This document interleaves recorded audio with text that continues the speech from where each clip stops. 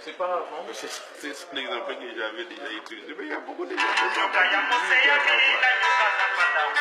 Bon, ça, je vais éditer. Moi, je vais éditer. Oui, mais ça, c'est ça. Et les partitions de Jésus, vous avez les avis, les partitions que je vais éditer pour les livres. Ça, c'est qui qui a écrit ça. Ça, oui. Il m'avait donné les dossiers.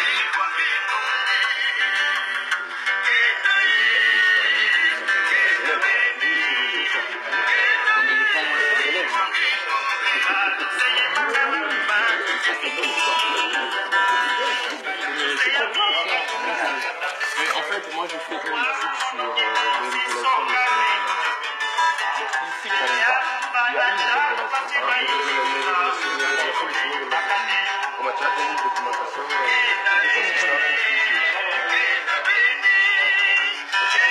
regarde, il y a une révélation qui justement, c'est pour commencer le subjecteur. Je n'ai jamais compris. Mais il faut considérer des cantiques. Mais en réalité, de la main, il a rendu le planète à plusieurs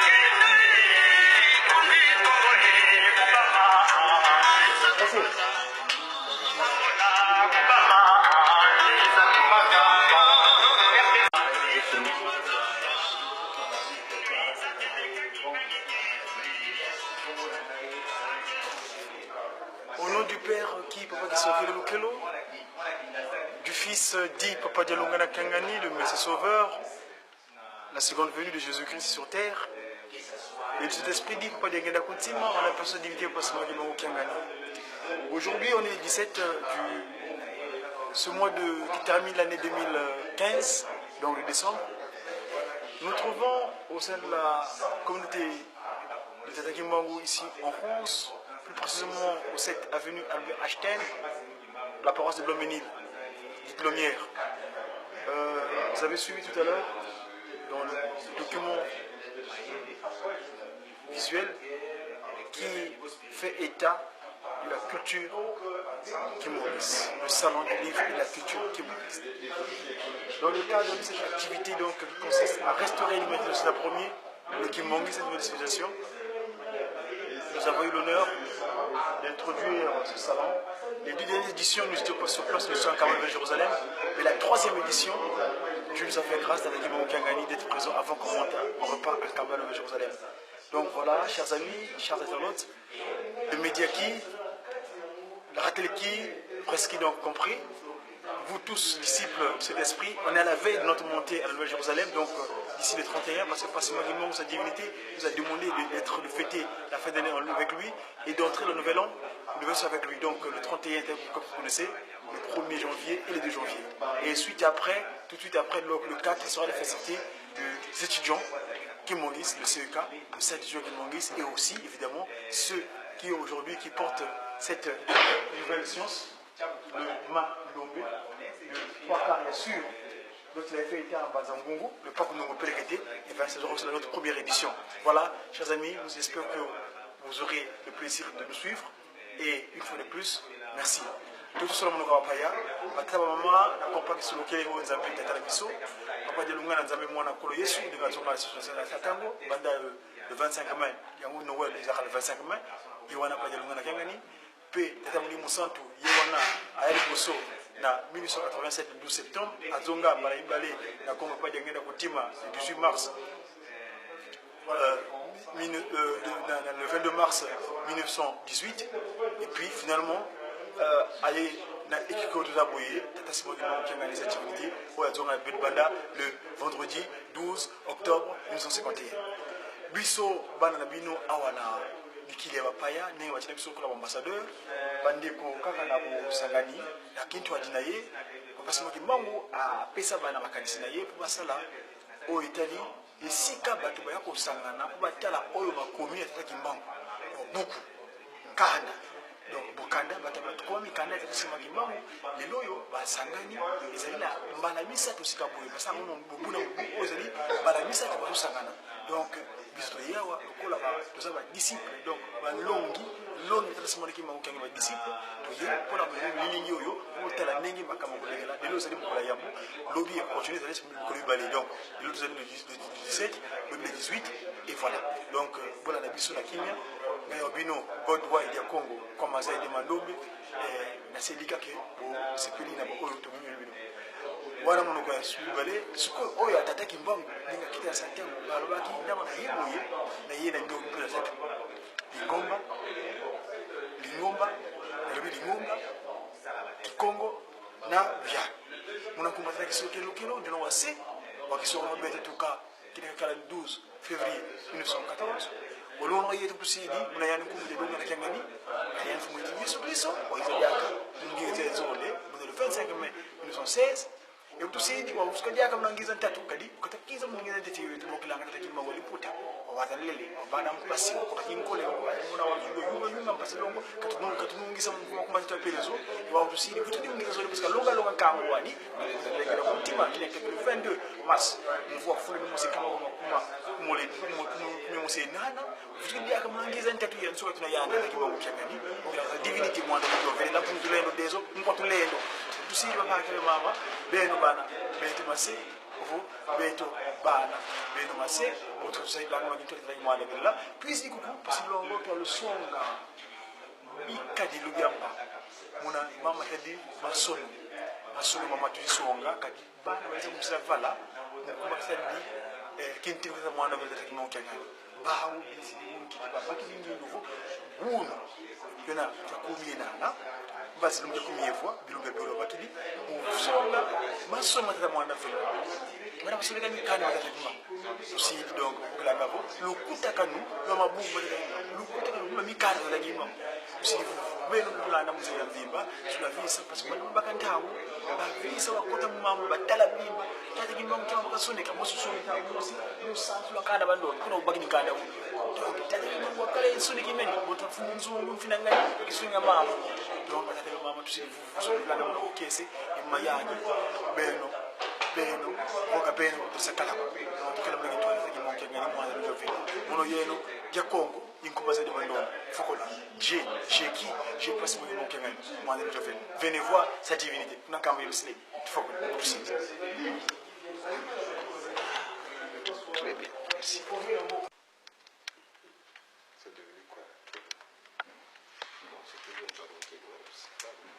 Mais oui, mais c'est en ruine.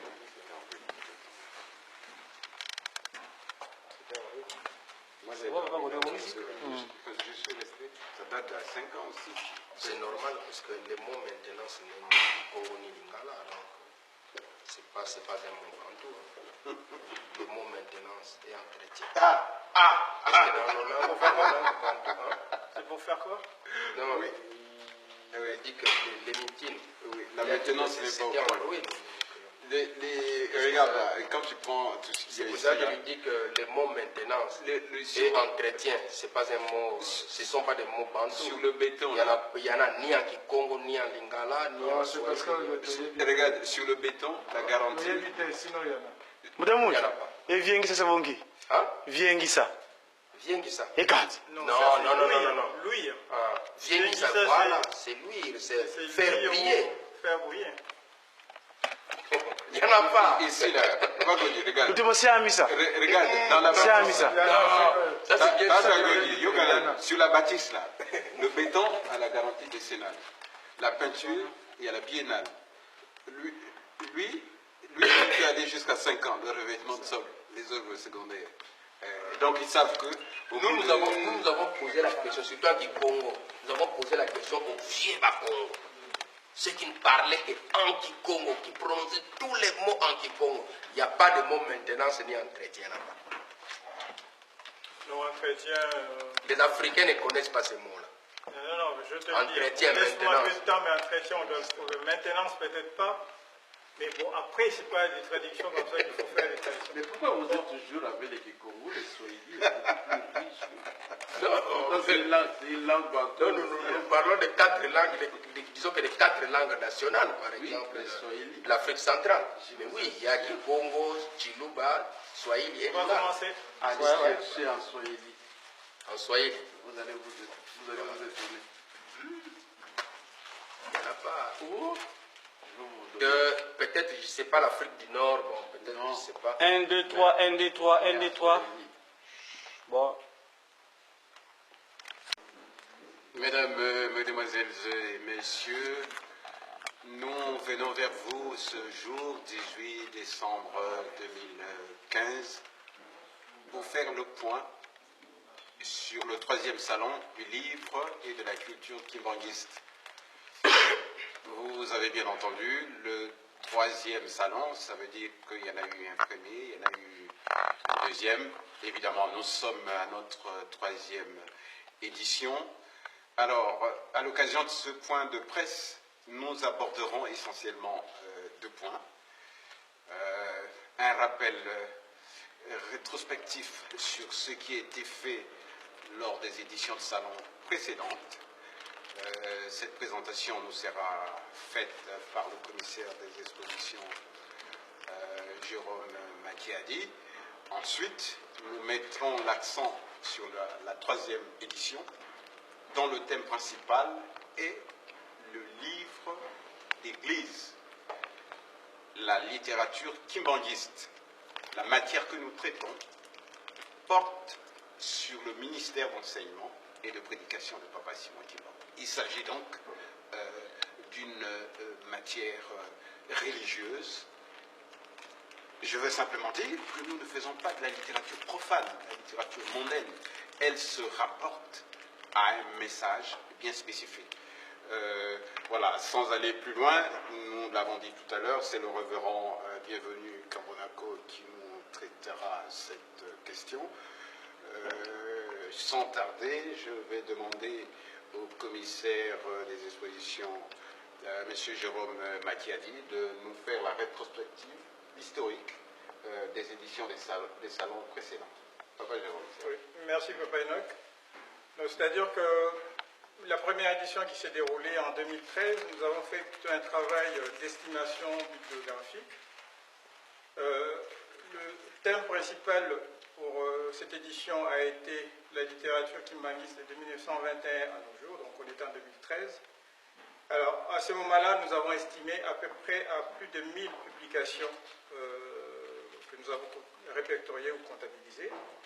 Et nos sources, nous les tenons donc de différentes archives, par exemple des archives belges. Nous avons aussi pris en compte des archives de la bibliothèque de l'université de l'Utenele.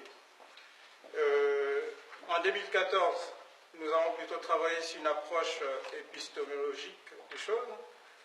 Donc nous avons travaillé sur la qualité que doit comporter des livres écrits par une kimbanguiste, parce que nous parlons plutôt du salon des livres de la culture kimbanguiste.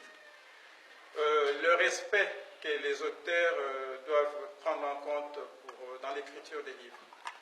Donc pour cette année, nous avons, ça a été dit tout à l'heure par Papa Enoch, cette année le thème principal c'est les livres sur les kimbanguismes, parce que les livres que nous écrivons en tant que kimbanguistes, c'est des livres qui doivent être différents par rapport aux livres qu'on peut appeler profanes.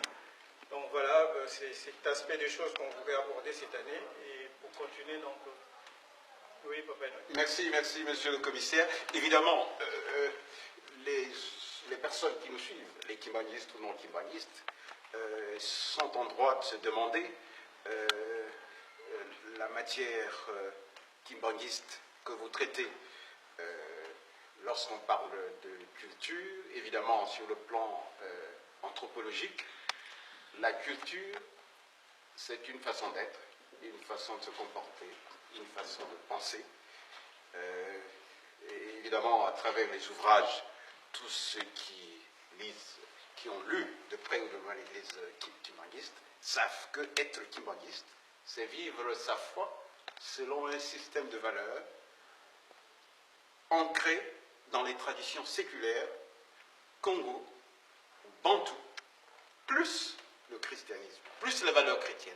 Être kimbanguiste, la culture kimbanguiste, c'est être chrétien plus autre chose. Ce que je veux introduire par là, monsieur le commissaire, c'est la notion d'innovation. L'année dernière, si je ne me trompe pas, la principale innovation que nous avons faite, c'est d'octroyer, d'attribuer un prix sur le livre qui présentait le mieux, qui avait retracé le mieux l'histoire. D'ailleurs, le titre, c'est l'histoire du kimbanguisme. C'est le livre écrit par son éminence Papa Joseph Ngenga Kuntima. Sur le plan strictement culturel, qu'est-ce que les visiteurs qui vont venir nous voir peuvent s'attendre comme innovation dans cette troisième édition? Monsieur le commissaire. Voilà. Justement, pour cette année, donc, l'innovation qu'on apporte, c'est qu'on a fait des efforts pour présenter quelques éditeurs et auteurs qui écrivent depuis longtemps à Kinshasa, mais que les gens connaissent très peu ici en France ou disons en Europe. Donc cette année, par exemple, nous avons 2 livres indicatifs qu'on nous présentons. Présentez-les, s'il vous plaît. Voilà. Donc on a par exemple ces livres-là qui ont pour titre Torche sur le pèlerinage plutôt en Kamba. C'est un livre qui est écrit par Martin Benga Kiatouma, qui est édité par la maison Idégisement. Donc ils sont à Kinshasa. Donc voilà, ça c'est l'innovation que nous apportons cette année. C'est présenter des auteurs qui écrivent depuis longtemps mais qui sont très peu connus ici en Europe.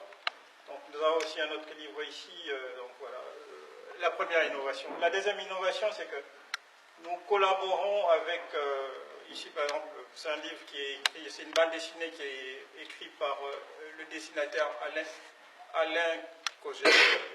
Donc notre collaboration plutôt porte sur justement mettre en place un certain nombre de livres dédiés à un public jeune. Donc voilà, les innovations cette année, c'est ça, donc présenter au public européen des éditeurs ou des auteurs du Congo, et puis aussi collaborer pour produire un contenu destiné à un public jeune. Merci, merci beaucoup, monsieur le commissaire. Reverend, je me tourne vers vous. Vous n'êtes pas un nouveau venu pour le salon du livre et de la culture kimbanguiste. Nous savons aussi également que vous êtes théologien de formation, vous êtes diplômé de la faculté de théologie de l'UTDL, et si ma mémoire est bonne, je pourrais même dire que vous avez passé un peu de temps dans les couloirs de l'administration de notre belle Église. Tout cela est à votre honneur, mais le sujet pour lequel je souhaiterais vous interpeller, celui pour lequel vous allez vous adresser à nos visiteurs, c'est le livre d'église. Le commissaire d'exposition l'a bien notifié, l'a bien mentionné. Nous ne faisons pas de la littérature profane. La littérature que nous faisons porte sur une matière religieuse, sur le ministère d'enseignement et de prédication de Papa Simon Kimbangu. Nous avons notre temps, reverend. Prenez votre temps. Qu'est-ce qu'on peut s'attendre? Quelles précautions doit-on prendre pour publier un livre qui soit considéré comme un livre d'église? Qu'est-ce qu'un livre d'église? Qu'est-ce qu'un livre d'église? Quelle est la différence entre un livre d'église et un livre profane? Oui, merci beaucoup. Dans notre façon de voir les choses, nous avons voulu nous inscrire un peu dans la ligne évolutive des choses. C'est-à-dire, au premier salon, on a essayé de parler de la littérature kimbanguiste. C'est-à-dire, nous avons estimé faire une sorte d'inventaire littéraire de tout ce qui a déjà été écrit sur le kimbanguisme. Alors, au deuxième salon, nous avons pensé faire un peu, si vous voulez, une approche épistémologique de la littérature kimbanguiste, c'est-à-dire penser un peu, disons que réfléchir un peu sur la qualité, hein, sur la vertu un peu de cette littérature kimbanguiste-là. C'est pour cela on a fini par nominer un livre que nous avons considéré comme un livre qui répondait un peu à tous les critères voulus hein, sur le kimbanguisme. Alors, un peu dans cette philosophie-là de l'évolution, au troisième salon, on a pensé parler du livre sur le kimbanguisme. Mais peut-être une précision, c'est que nous voulons parler du livre sur le kimbanguisme. Alors le kimbanguisme en soi, d'une façon générale, le kimbanguisme, tout le kimbanguisme n'est pas l'Église. Dans le kimbanguisme, il y a ce qu'on peut considérer comme un courant de pensée beaucoup plus général. C'est-à-dire le kimbanguisme comme une pensée philosophique. Et toujours dans le kimbanguisme, il y a ce qu'on peut aussi retenir comme un courant ecclésiastique. Alors, si on a pensé intituler les livres sur le kimbanguisme, c'était juste pour apporter un peu ce genre de précision, c'est-à-dire un peu réveiller l'esprit des gens sur ce que peut être le kimbanguisme et ce que peut être l'église kimbanguiste. C'est-à-dire, parler du kimbanguisme, n'importe qui peut parler du kimbanguisme. Mais de l'église kimbanguiste, n'importe qui ne peut pas parler de l'église kimbanguiste, parce que là, il faut au moins une catégorie de gens bien déterminés pour parler du kimbanguisme. C'est là où peut-être pourrait intervenir, si vous voulez, la notion par exemple de censure, ou peut-être, donc disons que des commissions de censure, commissions peut-être de lecture ou de relecture, je ne sais pas comment on peut appeler cela, mais les livres, par exemple, les livres de l'Église, c'est-à-dire si nous prenons l'aspect kimbanguisme comme courant ecclésiastique, là maintenant il s'agit du livre de l'Église kimbanguiste. Alors, les livres sur l'Église kimbanguiste, ça voudrait dire quoi? Ça voudrait dire que c'est un livre qui doit parler de la doctrine kimbanguiste. C'est un livre qui doit, donc disons que de la doctrine kimbanguiste comme Église. C'est un livre qui doit parler de la philosophie kimbanguiste comme Église. Et c'est un livre qui doit parler de la théologie kimbanguiste comme Église. Alors, reverend, pour être encore plus précis, surtout pour nos amis qui nous écoutent, je crois que la notion qu'il faudrait introduire à ce niveau, c'est peut-être la notion de source. Quelles sont les sources formelles et les sources informelles qui permettent de classifier, de donner une catégorie à un livre qui vient de paraître, s'il correspond à la théologie kimbanguiste, s'il s'agit de le mettre dans un courant de philosophie portant sur le kimbanguisme, c'est-à-dire un livre profane, les sources, quelles sont les sources qui sont indiquées pour permettre cette classification, cette distinction? Oui, mais justement, c'est ça le travail que nous sommes en train de faire. Parce que généralement, on sait qu'il y a toujours des sources formelles et des sources secondaires. Alors, en ce qui concerne, par exemple, le kimbanguisme, en ce qui concerne le kimbangisme, puisque je parlais du courant, donc disons que du kimbangisme comme courant de pensée, du kimbangisme comme église. Alors, d'une façon générale, dans les deux courants, nous pouvons dire que nous pouvons considérer qu'un seul groupe de sources. Un seul groupe de sources, pourquoi?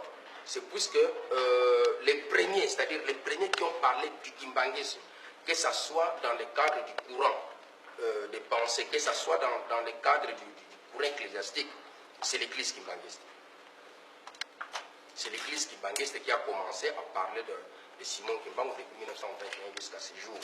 Ça voudrait dire quoi? Ça voudrait dire que pour faire du kimbanguisme, qu'on soit du côté de la philosophie, c'est-à-dire du côté du courant de pensée philosophique, qu'on soit du côté du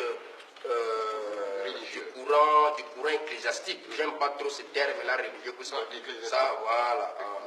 Alors, que ce soit du côté du courant ecclésiastique, la source du kimbanguisme, c'est le catéchisme kimbanguiste d'abord, c'est-à-dire il y a Bivuye Mvutu, Teziantangu et Sonoya Velela. Nous avons les principes et méthodes. Qui sont des livres nous avons les livres verts, c'est-à dire l'histoire du kimbanguisme, livre écrit par son éminence Diengenda Kunti. Ce sont disons que les premières sources formelles pour faire du kimbanguisme. Toute personne qui écrit sur le kimbanguisme, qui ne cite pas ces sources-là, ça voudrait dire qu'il fait autre chose que le kimbanguisme. Parce que ce sont les premiers écrits qu'on peut considérer comme le oui, ce sont les premiers écrits formels du kimbanguisme.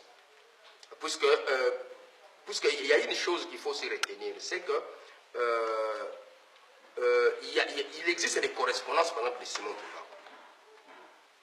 Donc, les Bivuye Mvutu, l'Intelligentango et le Sonoya Velela, ce sont, si vous voulez, ce sont des condensés des correspondances de Simon Kimbangu. Les principes et méthodes, donc disons que dans les principes et méthodes, il y a des instructions personnelles de Simon Kimbangu lui-même. Sur ce que devait être la doctrine de son outre, église. Voilà, c'est ça. Donc, outre les écrits, par exemple, de Mfinanga Nzungu, puisque les écrits de Mfinanga Nzungu, donc le secrétaire de Simon Kimbangu lui-même, c'était juste des écrits qui racontaient un peu les événements journaliers. Donc l'activité journalière de Simon Kimbangu, c'est que Simon Kimbangu faisait au jour le jour. Mais en ce qui concerne par exemple l'instruction de l'église, les rites, les symboles, les sacrements, par exemple, ça c'était, oui, c'était dans la correspondance de Simon Kimbangu. Quand on utilisait, par exemple, je ne sais pas, vous vous rappelez peut-être de Papa Diakano, oui. Papa Diakano qui servait de facteur entre Nkamba et Lubumbashi pour ramener des correspondances. Oui. Vous voyez? Donc, oui, par exemple, pour pratiquer les premiers baptêmes, les premiers baptêmes en 1944, c'est Simon Kimbangu lui-même qui a donné les rites. Puisque les premiers baptisés de l'église kimbanguiste, c'est Papa Dialunga Nakiangan. C'est lui, donc en 1944, pour les baptiser, c'était les instructions personnelles de Papa Simon Kimbangu que vous allez utiliser tel baptême. Ouais, donc tout ça, les rites, par exemple, pour ordonner le catéchiste, le diacre, donc tout ça, disons que tout ça, ça relève de la correspondance directe de Simon Kimbangu lui-même, et c'est ce qu'on a essayé un peu de reprendre dans les Bivuye Mvutu, dans l'Intelligentango, le Sonoya Velela, les principes et méthodes et les livres verts. C'est pour ça que nous considérons cela comme les sources formelles du kimbanguisme. Merci révérend. Voilà, je crois que nous avons tous suivi. Eh bien, nous sommes aujourd'hui le 18 décembre 2015, que le jour d'ouverture. Le point d'orgue sera atteint le samedi, c'est-à-dire demain, 19 décembre 2015. Mais venez nombreux, il y aura des conférences débats, il y aura des échanges, des lectures. Nous vous attendons, des exposés sont prévus à notre programme. Mesdames, Mesdemoiselles et Messieurs, nous vous remercions de votre aimable attention. Merci, merci. Voilà, nous avons un certain nombre d'éditeurs, d'auteurs kimbanguistes qui aident à la publication des ouvrages, des livres, des revues. Parmi ceux, je dirais même l'un des plus actifs en France, en Europe, j'ai à côté de moi le professeur Oisy Nardefo. Professeur, bonjour. Bonjour. Voilà, nous devons ouvrir ce jour le 3e salon du livre et de la culture kimbanguiste. Vous connaissez la maison, vous connaissez votre matière. Je vais commencer par une question. Qu'est-ce que les visiteurs vont découvrir au salon cette année, ou pour être plus précis, au stand des éditions Eki International que vous dirigez depuis un certain nombre d'années? Qu'est-ce qu'on va découvrir à l'occasion du 3e salon du livre et de la culture kimbanguiste? Merci beaucoup. La première chose que je voudrais dire, c'est d'encourager nettement ceux qui ont eu l'initiative aujourd'hui pour que nous puissions être à notre 3e salon de livres et de la culture kimbanguiste. C'est une initiative, bien entendu, qui n'est pas facile à mettre au point, mais là, on y est, les 18 décembre, comme on s'était dit, pour que nous puissions tous ensemble être sur les livres kimbanguistes, qui au fur des années, comme vous pouvez vous rendre compte, est en train de s'enrichir, non pas seulement par des revues ou de livres qui sont édités d'ici et là, mais pour la question aujourd'hui, vous avez remarqué que ce sont des livres vraiment en profondeur sur la théologie, sur le kimbanguisme, qui va être à mesure d'être présenté par tous les éditeurs qui vont être là. Bon, en ce qui concerne notre maison d'édition, qui aujourd'hui englobe les travaux qui sont effectués, non pas seulement au niveau de l'entraide kimbanguiste, qui est une maison d'édition, disons, traditionnelle, parce que nous avons commencé depuis 1992.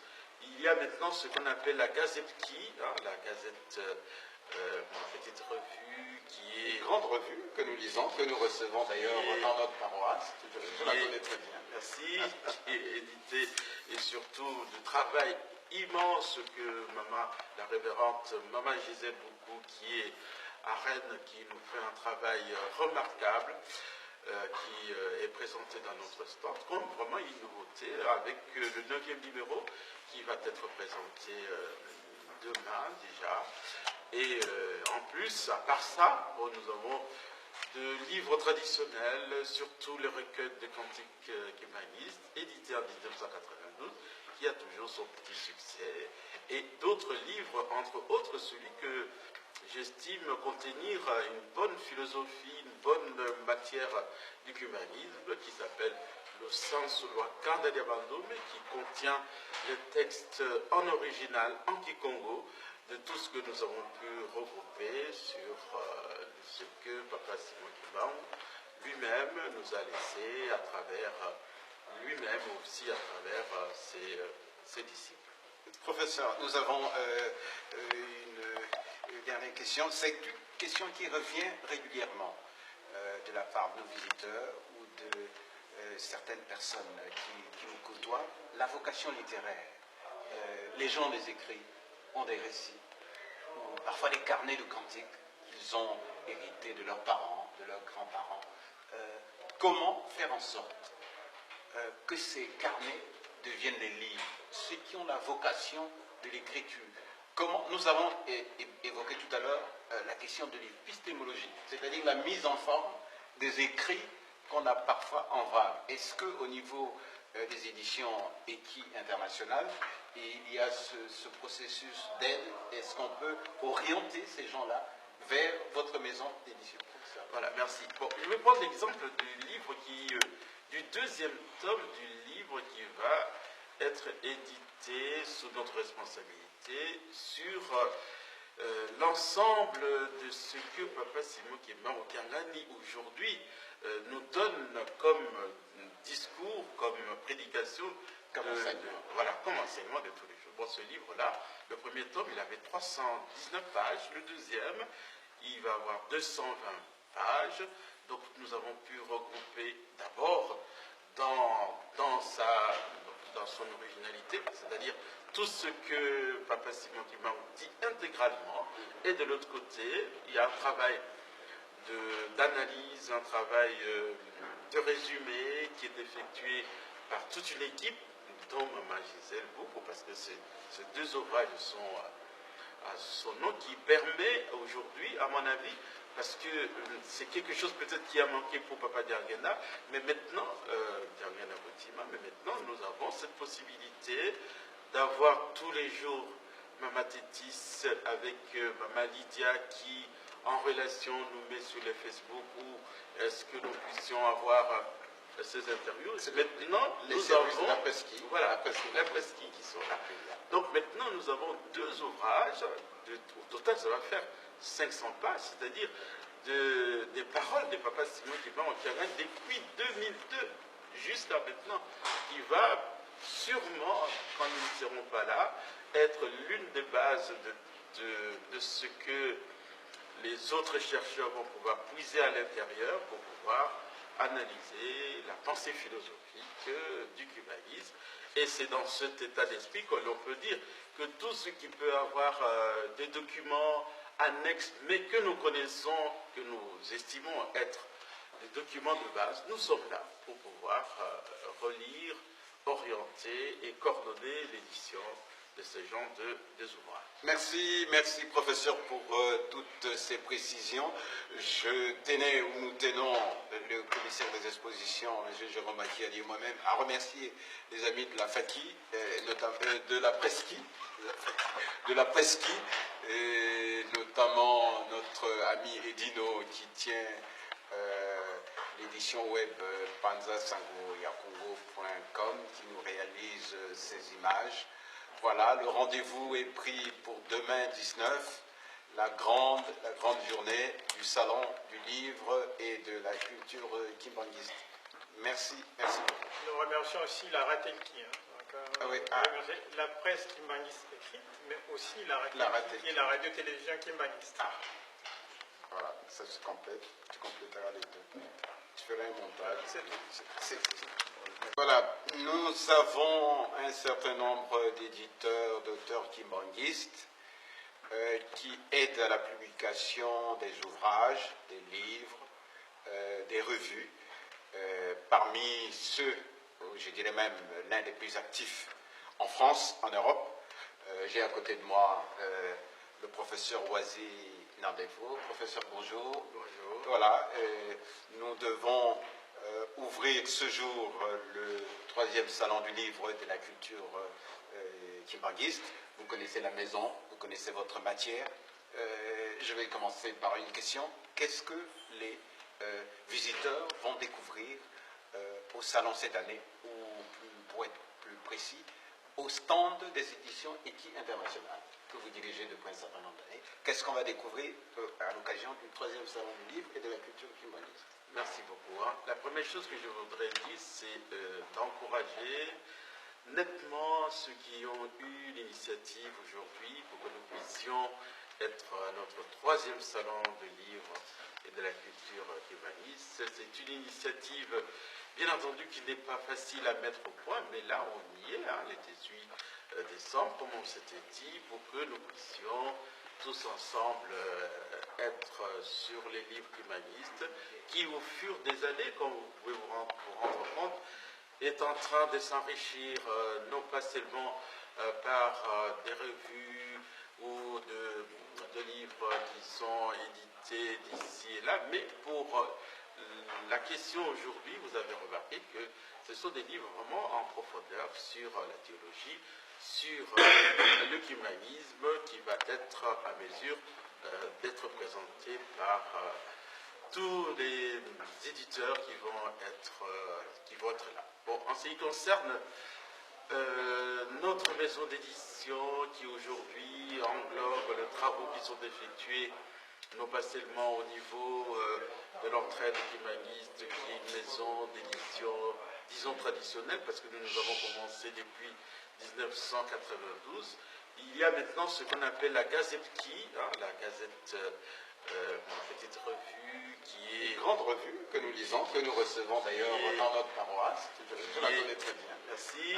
Qui est édité et surtout du travail immense que Maman, la révérende Maman Gisèle Boukou, qui est à Rennes, qui nous fait un travail remarquable, qui est présenté dans notre stand, comme vraiment une nouveauté, avec le 9e numéro qui va être présenté demain déjà. Et en plus, à part ça, nous avons de livres traditionnels, surtout les recueils de cantiques humanistes, édités en 1992, qui a toujours son petit succès, et d'autres livres, entre autres celui que j'estime contenir une bonne philosophie, une bonne matière du humanisme, qui s'appelle Le Sens Lwakanda Diabando, mais qui contient les textes en original, en Kikongo, de tout ce que nous avons pu regrouper sur ce que Papa Simon Kimbangu lui-même nous a laissé à travers lui-même aussi à travers ses disciples. Professeur, nous avons une dernière question. C'est une question qui revient régulièrement de la part de nos visiteurs ou de certaines personnes qui nous côtoient. La vocation littéraire.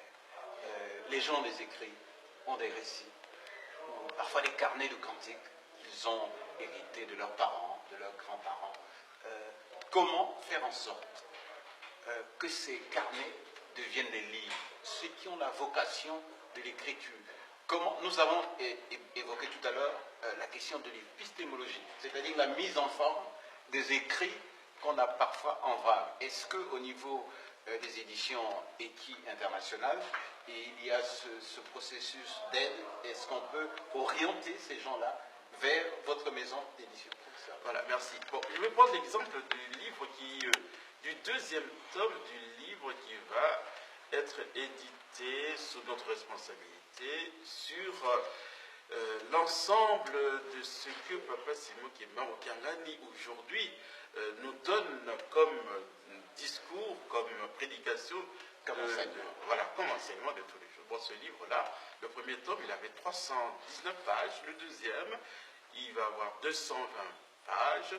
Donc nous avons pu regrouper d'abord dans son originalité, c'est-à-dire tout ce que Papa Simon Kimbangu dit intégralement, et de l'autre côté, il y a un travail d'analyse, un travail de résumé qui est effectué par toute une équipe, dont Maman Gisèle Boukou, parce que ces deux ouvrages sont à son nom, qui permet aujourd'hui, à mon avis, parce que c'est quelque chose peut-être qui a manqué pour Papa Diarguena, mais maintenant, nous avons cette possibilité d'avoir tous les jours Maman Tétis avec Maman Lydia qui, en relation, nous met sur les Facebook, ou est-ce que nous puissions avoir ces interviews. Maintenant, nous avons la presqu'île. Voilà, la presqu'île qui sont là.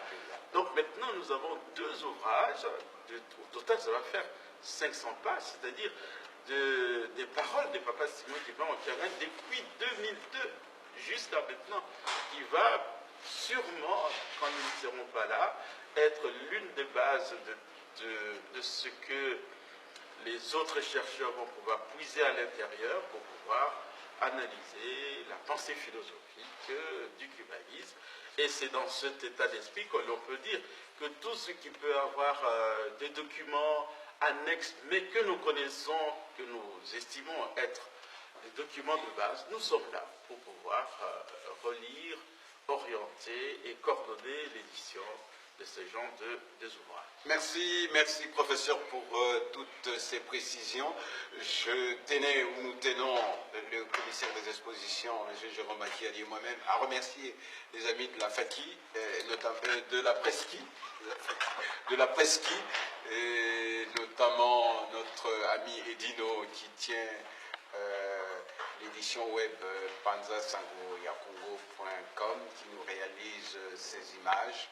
Voilà, le rendez-vous est pris pour demain 19, la grande journée du Salon du Livre et de la Culture kimbanguiste. Merci, merci beaucoup. Nous remercions aussi la Ratelki, la presse kimbanguiste écrite, mais aussi la Ratelki qui est la radio-télévision kimbanguiste. Voilà, ça se complète, tu compléteras les deux. Tu feras un montage. C'est tout. C'est